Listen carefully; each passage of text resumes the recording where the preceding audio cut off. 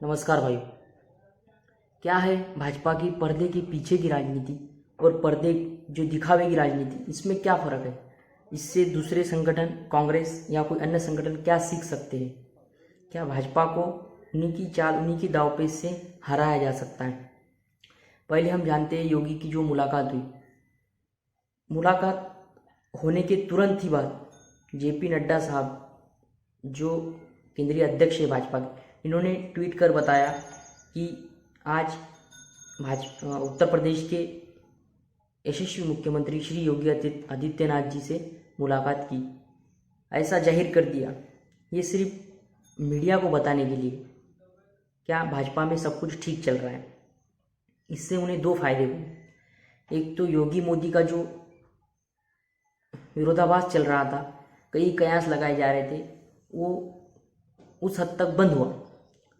और जो महाराष्ट्र से गुहार आ रही थी कि श्री नितिन गडकरी जी को प्रधानमंत्री बनाया जाए, ये भी मुद्दा काफ़ी हद तक रुक चुका है। ये कयास लगाना भी अब बंद हो चुके हैं। ये है भाजपा की छिपी राजनीति। हालांकि भाजपा में सब कुछ ठीक नहीं चल रहा है। जिस तरह से योगी मानो बच्चा बनकर इन तीनों के साथ, जेपी नड्डा, अमित शाह और मोदी के साथ मुलाकात की, इन्हें कुछ भेंट भी दी। जो मुलाकात हुई, जैसे उस मुलाकात में हाव भाव थे, इससे मालूम पड़ता है कि पावर किसके पास है और उस पावर के नीचे कौन दबा हुआ है। शायद भाजपा योगी से नाखुश हो। जो योगी की लोकप्रियता बढ़ रही है, वो यूपी के मुख्यमंत्री हैं, शायद इससे भाजपा नाराज हो। और योगी की जो तत्व है, वो अपने आप को हमेशा प्रधानमंत्री पद का दावेदार मान चुके हैं, शायद ये भाजपा को नापसंद हो। सबसे पहले योगी जी ने अमित शाह से मुलाकात ली। उसके दूसरे दिन पहले मोदी से मिले और अंत में अध्यक्ष जेपी नड्डा से मुलाकात की। तो जेपी नड्डा ने ये बता दिया कि ये भाजपा की पर्दे पर की राजनीति और छिपी राजनीति में बहुत कुछ फर्क है। इससे अन्य संगठन यानी कांग्रेस, जो भाजपा को हराने में लगी हुई, उन कांग्रेस या फिर अन्य संगठन को ये सीखना चाहिए कि पर्दे के पीछे की छिपी राजनीति और पर्दे के पर होने वाली, मीडिया को बताने वाली राजनीति में बहुत अंतर होता है। भाजपा में कुछ ही ऐसे चेहरे हैं जो पूरी भाजपा को चला रहे हैं। उनमें बेस्ट कन्वर्सेशन होता है जो पर्दे के पीछे होता है। ऐसे कुछ बड़े नेता कांग्रेस के पास भी हैं, लेकिन उनमें कन्वर्सेशन, भाषण संभाषण की काफ़ी कमी दिखाई देती है। अगर कांग्रेस को भाजपा को हराना है तो ऐसे कई कद्दावर नेता, शरद पवार, ममता बनर्जी और कुछ बड़े नेता को एक होना, ज़्यादा नेता की ज़रूरत नहीं है। कुछ अनुभवी और निर्भय, जैसे ममता बनर्जी, लीडर होकर चुनाव लड़िए, ऐसे कुछ नेता को एक होना होगा। ज़्यादा सब कुछ एक होने की ज़रूरत नहीं है। हमने पहले ही कहा है, बहुत कम नेता जैसे भाजपा को भाजपा के दांवपेच से हरा सकते हैं।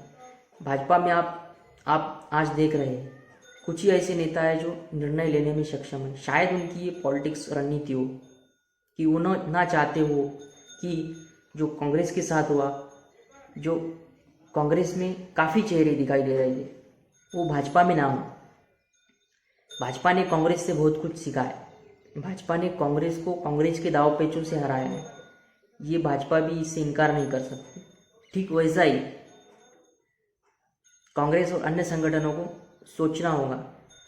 कम से कम अभी 2.5 साल बचे लोकसभा चुनाव को। हमारा मानना है कम से कम 1 साल पहले से ही आप एक ऐसा संगठन तैयार करें, कांग्रेस अन्य मिलकर, वो महागठबंधन ना हो, सिर्फ वो बंधन हो, कुछ शर्त उसमें लागू हो।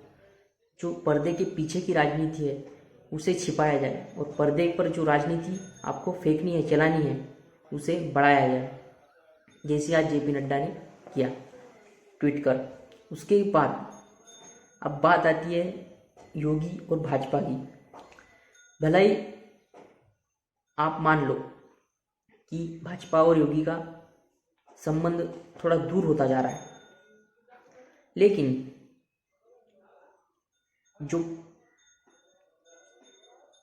छिपाया गया है कि सब कुछ बराबर है, ऐसा भाजपा द्वारा बताया जा रहा है, ये लोगों के वोट्स मतदान हासिल करने और मतदान ना फूटे, इसका एक बेहतरीन नज़ारा जेपी नड्डा जी ने हमें बता दिया है।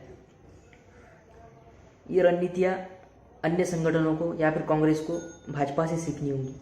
और एक बात और है कि अमित शाह ने योगी की मुलाकात के तुरंत बाद अनुप्रिया पटेल उनसे मुलाकात ली। इसमें भी कई कयास लगाए जा रहे हैं कि आप अपने यशस्वी मुख्यमंत्री को मिलने के बाद तुरंत ही बाद किसी अन्य दल से आपको मुलाकात करने की क्या ज़रूरत पड़ी, अनुप्रिया पटेल से। बहुत से कयास लगाए जा रहे हैं। ये तो आप भाजपा आला कमान ही जानती है, ये योगी को भी नहीं पता कि भाजपा आला कमान क्या जानती है। ये होती है छिपी राजनीति, पर्दे के पीछे सारे पावर अपने पास रखना। बहुत बहुत धन्यवाद।